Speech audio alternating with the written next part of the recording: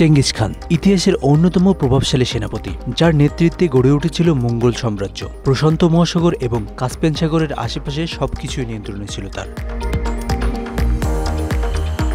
একসময় এখান থেকেই শুরু হয়েছিল বিশ্বের সবচেয়ে বড় সাম্রাজ্যের গঠনের ইতিহাস। চীন থেকে যুদ্ধবিদ্যা আর কূটনৈতিক মৌলিক শিক্ষা নিয়ে চেঙ্গিস খান প্রথমে জিন রাজবংশকে পরাজিত করেন। এরপর একে একে দখল করেন পশ্চিম জিয়া, পারস্যের খোয়ারেজমীয় সাম্রাজ্য এবং ইউরেশিয়ার কিছু অংশ, যার ভয়ে কাঁপতে থাকলো গোটা বিশ্ব। চেঙ্গিস খান পৃথিবীর সবচেয়ে ভয়ঙ্কর যুদ্ধনেতাদের একজন হিসেবে পরিচিত ছিলেন। তার সেনারা কোটি কোটি মানুষ হত্যা করেছে, শহর ধ্বংস করেছে, সভ্যতাকে উল্টে দিয়েছে। এসব কারণেই অনেক দেশে চেঙ্গিস খানকে অভিশাপের দূত হিসেবে দেখা হয়। তাই মঙ্গোলিয়াকে অনেকেই ঐতিহাসিকভাবে সেই ধ্বংসযজ্ঞের জন্মস্থান হিসেবে দেখে এবং কিছু পশ্চিমা দৃষ্টিভঙ্গি থেকে এই জাতিকে রক্তপিপাসু বা অভিশপ্ত বলার প্রবণতা দেখা যায়। আজ মঙ্গোলিয়ান জাতির সেই গর্বের জন্মভূমি প্রায় জনমানব শূন্য, জনশূন্যতার দেশ। বিস্তীর্ণ তৃণভূমি আর মরুভূমির মাঝে আজও বয়ে যায় ইতিহাসের ধ্বনি, কিন্তু মানুষ নেই, উন্নয়ন নেই। মঙ্গোলিয়া এশিয়ার হৃদয়ভূমিতে অবস্থিত এক দেশ। এর পশ্চিমে কাজাখস্তান, উত্তরে রাশিয়া আর দক্ষিণে বিশাল প্রতিবেশী চীন। আয়তনে প্রায় 15 লক্ষ বর্গ কিলোমিটার, কিন্তু বাসিন্দা মাত্র 35 লাখের মতো। পৃথিবীর সবচেয়ে কম জনঘনত্বের দেশগুলোর একটি। এর প্রধান কারণ এর ভৌগোলিক বৈশিষ্ট্য। দেশের 1/3 অঞ্চল জুড়ে রয়েছে গভীর মরুভূমি। সেখানে তাপমাত্রার ওঠানামা হয় ভয়াবহ। গরমে 40 ডিগ্রি আর শীতকালে -40 ডিগ্রি সেলসিয়াসে নামে। এই চরম আবহাওয়া কৃষি বা শিল্প গড়ে তুলতে বড় বাধা হয়ে দাঁড়িয়েছে।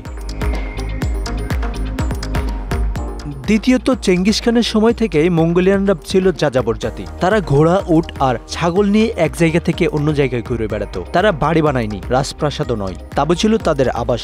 আজও বহু মানুষ গেরি নামে পরিচিত সেই ঐতিহ্যবাহী তাঁবুতে বাস করেন। এই যাযাবর জীবনধারা তাদের কখনোই স্থায়ী শহর গড়ে তুলতে উৎসাহ দেয়নি। ফলে দেশের অধিকাংশ অংশে এখনো অবকাঠামো উন্নয়নের অভাব রয়েছে। শহর বলতে প্রধানত রাজধানী উলানবাটর, যেখানে প্রায় অর্ধেক জনসংখ্যা বাস করে। বাকি দেশ অনেকটাই ফাঁকা।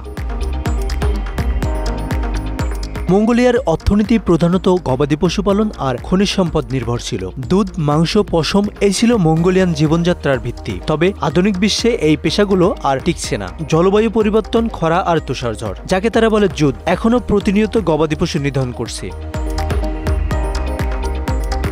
অন্যদিকে খনিজ সম্পদে ভরপুর দেশটি হয়ে উঠেছে বিদেশি কোম্পানির লক্ষ্যবস্তু। খনির ব্যবসা চীন এবং অস্ট্রেলিয়ান কোম্পানির হাতে চলে যাচ্ছে। স্থানীয় মানুষ পাচ্ছে না উন্নয়ন, বরং পরিবেশ দূষণের ভোগান্তি তাদের ভাগ্যে জুটছে।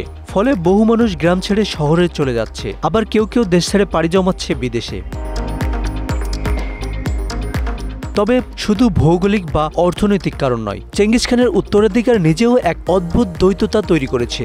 একদিকে তিনি জাতীয় গর্ব, অন্যদিকে একটি স্থায়ী নগর সভ্যতার বিরোধিতা করেছেন তিনি নিজেই।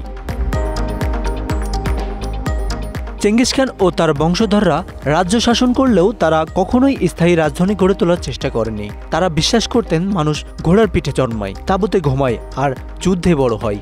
সেই বিশ্বাস আজও মঙ্গোলিয়ার সাংস্কৃতিক মানচিত্রে ছাপ ফেলে রেখেছে।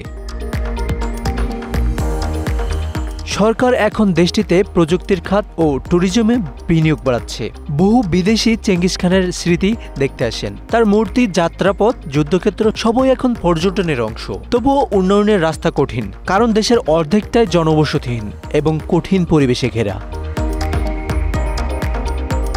Asanur Rahman Mithu, Bangla affairs, news desk.